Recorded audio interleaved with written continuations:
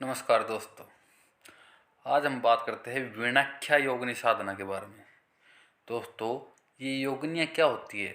योगिनियाँ होती है कोई बड़ी शक्ति की के साथ चलने वाली, उनके साथ रहने वाली, जैसे महाविद्याओं के साथ रहने वाली छोटी शक्तियाँ हैं, उनको हम योगिनी कहते हैं।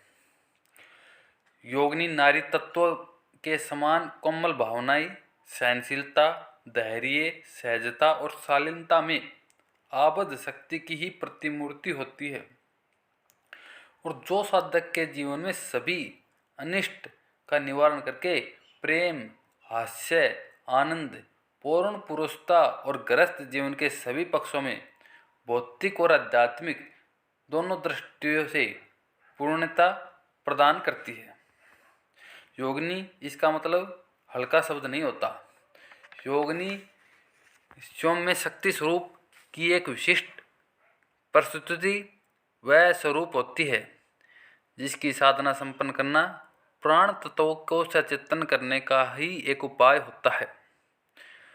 जो आतुर होती है अपने साधकों को जीवन में सभी सुख देने में, भले ही वे इच्छा प्रकट करे या न करे, दूर पड़ी किसी वस्तु को उठा लाने जैसी बात हो या धन का भंडार खोल देने जैसी कृपा, मनोकूल विवाह संपन्न कराने की पग पग पर अपना स्नेह और मार्गदर्शन के साथ साथ वह करती रहती है साधक की प्रतिपल रक्षा और सचेत कर देती है कि किसी भी षड्यंत्र या धोखे से। दोस्तों, योगिनी अपने सिद्ध साधक में भर देती है ऐसा तेज बल जिससे सामने वाला प्रभावित हुए बिना रह ही नहीं सकता। यह सत्य है कि योगिनी की प्रस्तुति एक प्रेमिका के रूप में होती है, किंतु आप चाहे तो प्रेमिका के रूप में साधना करें या पत्नी के रूप में साधना करें, किंतु यह आवश्यक नहीं है कि प्रेमिका शब्द से सदैव वासनात्मक अर्थ ही अभिप्रेरित हो। योगिनी को प्रेमिका के रूप में सिद्ध करने का तात्पर्य होता है कि एक ऐसी स्त्री जो अपने प्रिय पर अपना सर्वस्व न्यौछावर कर देने में ही अपना सुख समझती हो, उसे जीवन का समस्त सुख वैभव आनंद के साथ तीक्ष्ण बल, ओज और संघर्ष करने की ऊर्जा प्रदान करती है। दोस्तों, यह साधना योगिनी की साधना है। यह किसी भी एकादशी को या फिर शुक्रवार को संपन्न की जा सकती है।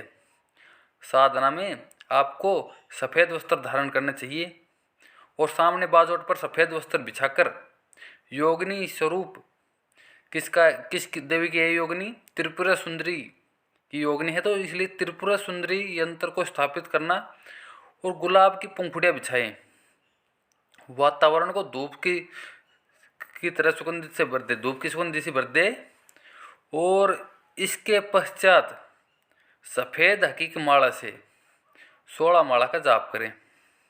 और मंत्र है ओम ह्रीं योगिनी आगच्छ आगच्छ स्वाहा। ओम ह्रीं योगिनी आगच्छ आगच्छ स्वाहा। दोस्तों, मैं आपको एक बात बताना चाहता हूँ कि जो ये साधना अगर आप एक दिन करोगे तो दूसरे दिन यंत्र और माला को किसी स्वच्छ जलाशय में या निर्जन स्थान पर विसर्जित करना पड़ेगा आपको।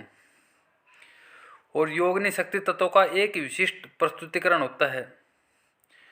इसे मनयोग पूर्वक संपन्न करने वाले साधक को जीवन के प्रत्येक पक्ष में अनुकूलता मिलने का क्रिया स्वयं में प्रारंभ हो जाती है, और साथ ही परस्पर पौरुष भी बनाती है आपको। अगर आपको यह साधना एक दिन करनी है तो अच्छी बात है। अगर इसका प्रत्यक्षीकरण करना है तो 21 दिन की साधना है, 21 माला रोज करनी पड़ेंगी आपको। और देखो दोस्तों, मंत्र जाप करने की एक विधि है। अगर आप कोई भी साधना सिद्ध कर रहे हैं और हो नहीं रही है, पहली बात ऐसा हो नहीं सकता कि क्रिया की प्रतिक्रिया न हो। इस संसार में जो भी चीज़ बनाई गई है उसकी प्रतिक्रिया जरूर होगी। हर शब्द मंत्र है और मंत्र का प्रभाव होता ही है। तो दूसरी बात यह है कि आप इस तरह से जब कंटिन्यू मंत्र जाप ज़्यादा कर दो, आप साधना को बीच में ना छोड़ करके कंटिन्यू आगे चलाए रखो साधना को। अगर आपको 21 जैसे कोई साधना है, ये यही साधना मान लो 21 दिन की साधना है और आपको सफलता नहीं मिली, तो इसको कंटिन्यू आगे रखो। 21 माला की जगह 41 माला कर दो, 51 माला कर दो, क्योंकि मंत्र गलत नहीं है। हमारा उच्चारण एक समय ऐसा आएगा कि आपका उच्चारण आपके अंदर से गुंजायमान होने लगेगा, और आपका जो शरीर के रोम रोम से मंत्र निकलने लगेगा तो शक्ति अपने आप आ जाएगी। और आप ऐसे करते यार मन मार करके सो रहे हैं, नींद भी आ रही है और मंत्र भी जाप कर रहे हैं, तो ऐसा नहीं चलेगा। तो इस बात का ध्यान रखें। साधनाएं सारी वास्तविकता हैं, सही है, कोई दिक्कत नहीं है इस साधनाओं के अंदर। वो तो आपका लेवल देखेगा आप कितने सही हैं। तो आज के लिए बस इतना ही। धन्यवाद। जय गुरुदेव।